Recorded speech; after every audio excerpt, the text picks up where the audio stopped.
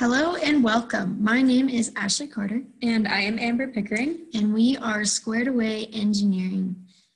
So this project talks about a new and improved residential deck design located on 1636 La Grand Canyon Boulevard. Here is the deck in profile view. As you can see, it is massive. There are 5 sections to this deck, and it's very old. It has exceeded its design life, and some parts date back to 40 years old. So therefore, we are entirely replacing it. This is a bird's eye view of the site layout. Again, as you can see, we're at the base of Mount Helena, up the road a little bit, and the deck is located on the north side of the house. And the house itself is tucked away in a nice and simple little neighborhood. These are as-built deck dimensions. We have the house and again, the deck on the north side. These are just dimensions as the current deck is. So we haven't changed or altered anything. It's just how the deck has been constructed. So currently the deck, as mentioned, has 5 sections, as which we've labeled A, B, C, D, and E. These are located, this is located at the coordinates mentioned. The deck itself is very run down and shaky under lateral loads. So really, as you're walking along it, it shakes. So very scary and unsafe. There's splitting happening underneath the stairs. The floorboards are uneven and flimsy. There are rusty nails that will need to be replaced with proper screws. And then the soil type for this area was just a generalized description, in which is 433E. We didn't go beyond looking further into this as it wasn't necessary because we're not digging. The project breakdown for this, so the existing deck, as mentioned, was deemed unsafe for several reasons, in which we'll get to, but it will be entirely replaced. So the bottom guardrail had too big of a gap, and this was dangerous for small dogs or children to potentially fall. The concrete footings will need to be poured. These will be cast in place, and they need to support the column better than it does in this picture shown on the right, as the column itself is just haphazardly resting on top. All support columns, as seen, will be increased to a nominal size of 6 by 6. They are currently only 4 by 4. The rail posts will need to be independent of the support columns.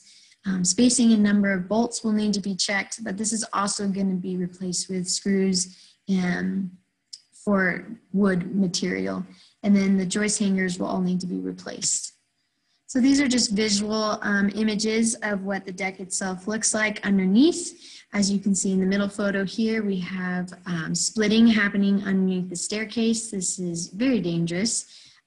We have a joist hanger on the right here, which is going to need to be replaced. This hooks into the ledger, which is connected to the side of the house. The stairs also have too big of a gap, which doesn't follow code standards. And then it's just, you can see the aging of the wood underneath here. So further on, deck C is going to need to be strong enough to hold a small hot tub. And then all new material will be used for the framework. We're going to be using Douglas fir wood, in which we'll get to later on. And then the deck floor is going to be Trex. The railing will be steel. And then we plan on extending the main deck so it's cantilevered 2 feet. So we have our goals for this project, the first of which is obviously to meet the sponsor satisfaction as well as all the code requirements so that this deck is safe. This includes requirements at the City of Helena level, state of Montana, and national level. The other goal is to enhance the visual appearance of this deck for the surrounding neighbors as well as for our sponsor for the project. The criteria that we have to meet for this project is the City of Helena permitting and load minimum requirements, the IRC, the IBC, Simpson Strong Tie was used throughout this entire project, and ASCE was incredibly helpful. The American Wood Council was used, as well as Master Spec and Trex composite decking. So we've got a lot of constraints with this project, though they should be easily managed throughout the whole project. Our timeline is that this project must be completed in the summer due to Montana winters. It could be hazardous, and it could be frustrating to try to do this project over the winter. The budget we were given was $100,000, and the material type that our sponsor gave us was a Trex decking. The permitting requirements have to meet the City of Helena requirements, and we've got a few physical obstacles that will provide a constraint for the project. These physical objects include the septic tank shown on the left and the AC unit on the right, water lines, drain pipes, and utility boxes. So we have a few environmental and then we have a few societal impacts of this project. We don't really have a lot of long-term effects other than a new deck for our client, but we could potentially disrupt the utilities and the lawn. Short-term effects include disrupting the neighbors both visually and audially. New materials will need to be taken in with big trucks, which might cause disturbances for the traffic around the neighborhood. But overall, the safety for our client and for guests will be significantly improved, as well as a visual improvement for the neighborhood. So we have a few sustainable options. They are the wood type, the railing type, and the Trex decking. The wood type, as mentioned before, is going to be pressure treated Douglas fir. This is made to last throughout the winters that we have here in Montana. The railing type, we have cable and steel railings, and then for the cable railing, we have both steel and aluminum. So the steel will last longer, but it is significantly more expensive, whereas the aluminum is a lot cheaper, but it will not hold up as well. We could also do a steel railing, and that will have a protective paint coating on it, which will protect it against the elements. The Trex decking will last for an extremely long time when compared to natural wood, and it will not require maintenance from our client.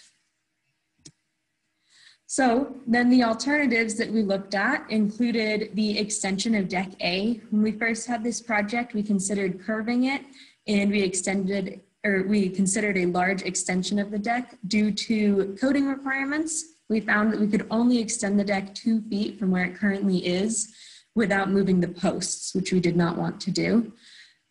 Deck C, our client requested that it support a hot tub, and we decided that a small hot tub would be best in order to minimize the cost.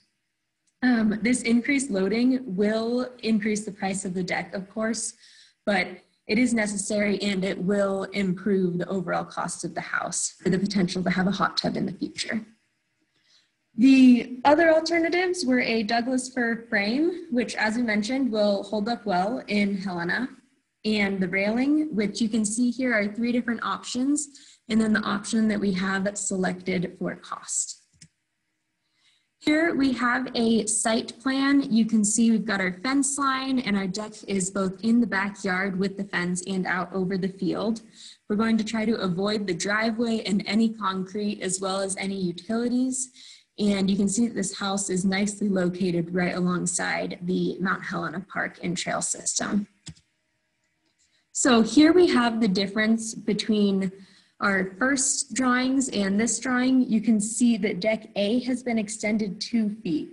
For this plan view, that is the only change that you will see, but know that deck C is supported to hold a small hot tub.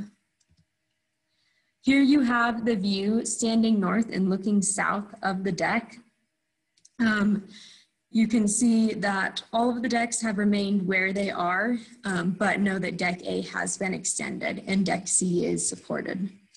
Here you have the view looking west and the view looking east. So there are multiple connectors and fasteners needed to build a sustainable deck, and we wanted to create what is called a continuous loading path.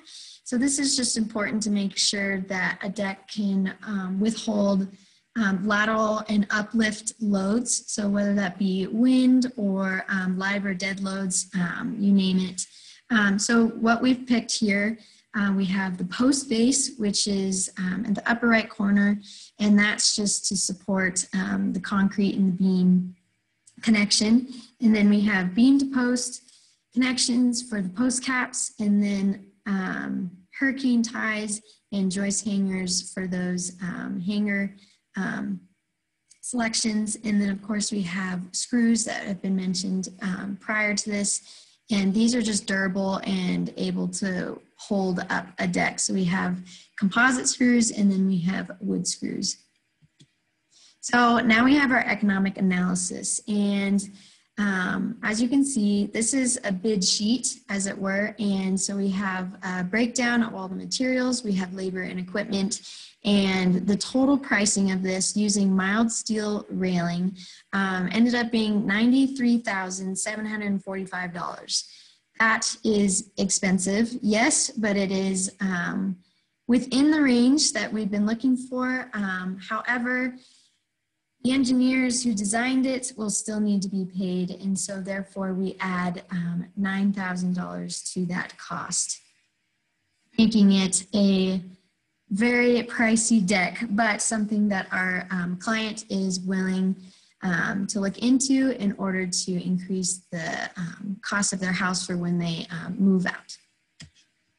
And so this, as mentioned, was a complicated deck. We put in a bid, as it were, and didn't fully understand that this project had 5 decks compared to just the one. So we wanted to, anyway, this project was required a lot of diligence, and then we also found ourselves learning a lot from code specifications and technical specifications to the connectors and fasteners listed in Simpson Strong Tie. It required a lot of organization with all the information that we were receiving from different sources, and a lot of clarifying questions. But of course, that was very helpful with having our client be our structures professor, and he was very easygoing with answering any of those questions. So we thank you, and we hope you've enjoyed this presentation, and we hope to see you around.